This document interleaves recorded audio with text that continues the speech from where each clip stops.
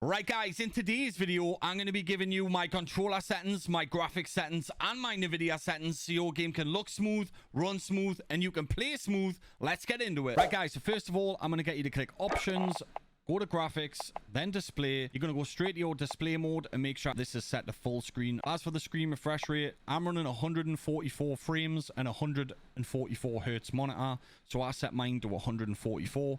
As for the render resolution, because it's a 1440p monitor, I set it to 100 and it automatically goes to the resolution of my monitor. If you've got a 1080p monitor and you set it to 100, this will say like 1920 by 1080, so always 100 render resolution here. The dynamic resolution disabled, dynamic resolution frame rate, keep that at 60. Aspect ratio automatic, sync every frame disabled. Some people like VSync, some people don't. I got mine disabled. As for the custom frame limit, I've got that on custom, advanced, and then I've got that set again to 144. For the brightness, I use around about 50 to 55 depending on what my Nvidia settings are, but we'll get into that a little bit later. Obviously, again, it's personal preference, but I definitely recommend 50 to 55% is the sweet spot. Display gamma 2.2.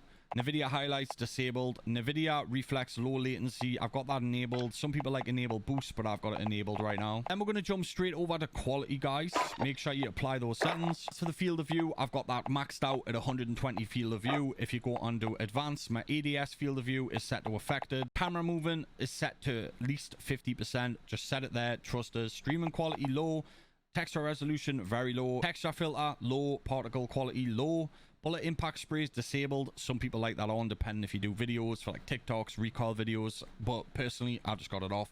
Tessellation disabled. Dismemberment and go effects disabled. On-demand texture streaming disabled. Nvidia DLSS is a personal preference. It will make the game look and run differently. I would recommend changing all the settings and then going back to DLSS, running in a game, changing it, see how it looks, how it feels and how it runs. There will be a massive difference depending on what one you use. Right now, anti-aliasing off. As for depth of field, world motion blur and weapon blur, these are huge. Definitely make sure these are always disabled. For me, they'll give me literally motion sickness. Shadow map resolution normal. Cache spot shadows enabled. Cache sunspots enabled. Particle lighting low. Directs, never have this on. Just look, listen to us, guys, trust us. Click a thumbs up on the video and never have this on. Ambient occlusion disabled. Screen space disabled. And that's it for the quality settings until we get to the Nvidia section of this. But make sure you always apply settings when you're done, when you've been fiddling with this, or you'll lose everything. As for the interface, for me, I just keep everything disabled and make sure this is 100%. I'm just going to scroll through these quickly because they're not that important in my opinion. So just take a screenshot if you need to, but there we go. Then we're going to go over to audio. I've had my audio optimized, so for me, it might be a little bit different to you, but again, I'm going to show you how I run it. So run midnight mode right now. Again, personal preference. Master volume can be 100 because I've had me audio optimization, but you can bring that down a little bit if it's too loud for you. Music 0, dialogue 0, effects volume 100. Again, it can be lower if it's too loud in your headset when you try and listen to the game. Cinematics 100, Juggernaut music disabled. I definitely prefer the Hitmarker sound Modern Warfare. Mono audio obviously disabled. You'd never want that on. As for this is obviously because I run a Go XLR, so for me this would probably not be relevant to you guys unless you've got a Go XLR, but I'll leave it there so you can screenshot it. Now we're going to go to my controller settings, which is probably why most of you guys are here, I would imagine. But here's my controller settings. Bearing in mind, I run a standard PS4 controller with the PS4 paddles. I'll put them on the screen. It's cheaper for me. The paddles are indestructible. And it means if my controller breaks, I can easily go and buy another one. It's not too much hassle. So for my button layout, I run tactical. But again, I've got jump and melee on the back paddles. Stick layout, default. Inverted look, obviously disabled. So now we're going to get to the infamous dead zones. If you don't know what dead zone is, basically, as your controller gets breaking in and gets used, your controller's left and right thumbstick will start to drift a certain way, which can affect you in-game. The way to combat that is to increase this from 0.4. Well, it'll be 0. It should be 0 when you first get your controller. And as your stick drifts, you can increase this higher and higher and higher. Personally, I don't go higher than a 1. Once it gets to 1, I get a new controller. But if you've got stick drift, this is what you want to increase. As for the max input dead zone, just leave that at 1. Don't mess with it. I tried messing with it and I just couldn't control the controller. As for the sensitivity, I run a 15 and 15. I've recently just moved this up from a 13-13. I did get my PC optimized, which made my game run a lot smoother, and I felt like I could get away with running a higher sensitivity, which is why I'm running a 1515. So recently I've just changed from custom sensitivity per zoom from off to on. For all these that don't know what this is, you can change depending on the scope on the gun.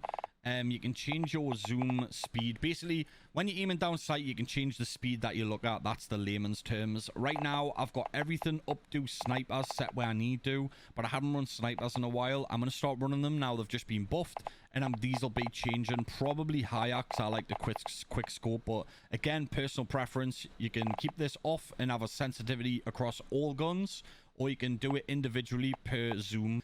Anyways, we're going to collapse that because that's for a whole different video for a whole different day. As for the aim response curve type, I definitely recommend dynamic. I'm not going to get into it. Again, this is for layman's terms. Just stick it to dynamic. Controller vibration. Do not run with controller vibration on. It'll skew with your aim, believers. As for the aim assist, I run standard. If you're on PC and you're running a high field of view, scale aim assist with field of view. Disable it. Your aim will get better. I'm not going to get into the technicalities of it, but trust us, it will get better. Weapon mount, share input, double tap ADS. I was finding myself locking into staircases or door frames when I had it on one tap. Aim down sight behavior, hold. Steady aim behavior, hold. Equipment behavior, hold. Reload, contextual tap. Depleted ammo, weapon switch enabled. Armor plate behavior. So this is personal preference, but I recommend apply all. Slide behavior, tap. You'll trust us, you'll save your controller. Tactical sprint, double tap. Automatic sprint, automatic tactical sprint set. Vehicle camera recenter disabled. Parachute auto deploy disabled. And that's it for the controller settings. Right, so this bit right here is just for PC players. If you're not a PC player, do us a favor, click a thumbs up, subscribe, turn on post notifications so you can catch the next upload. And for all my PC guys, if you want to click Alt and Z, this will activate your NVIDIA game filters. So I run a pretty harsh NVIDIA game filters because I like to upload TikTok videos and like to have my graphics look different to everybody else. And personally, I think they're a lot cleaner, and I'll show you them in game in a second. But first of all, we're going to go into the settings. We're going to go into details. I've got sharpen at 15%, clarity at 31%, HDR toning at 49%, and bloom down to 0. For the brightness and contrast, we're going to go to exposure 0, contrast 15%, highlights 30%, shadows 27%, and gamma 0%. And as for the color, I run tint 35%, tint intensity 36%, temperature 0.5%, and vibrance 80. The tint intensity, I was running a bit more of a blue look, so I'm going to show you right now. You can run a lot more warmer look, which is the normal, but I was running like a lot more of a blue look. As you can see now, it's a bit more blue, but about 35% is like a standard percent. But anyways, that's my NVIDIA settings. I'm going to jump into a game and show you the difference in the NVIDIA settings right now quickly. Right, so we've been messing with your graphics settings in game, so your game should already look a little bit better. But as you can see right here, it looks a little bit murky, a little bit soft, and I want to sharpen that and brighten it up and make it look much better. So I'm going to activate my NVIDIA filters for you right now, just so you can see the difference. And as you can see, everything's a lot more vibrant, a lot more colorful, and you can see a lot more detail on the map. Again, it's personal preference, and not everybody's going to like it, but for me, for my creation, and to get my game looking sweet, this is what I do. So I don't know if you can see the fuzziness on the trees. That can be fixed when you mess with the DLSS. Everything will change in game, but that's something you need to do on your side to get your perfect settings. But right, guys, if you enjoyed the content, do us a favor, click a thumbs up on the video, subscribe, turn on post notifications so you catch the next upload, and I'll catch you all on the next one. Peace out.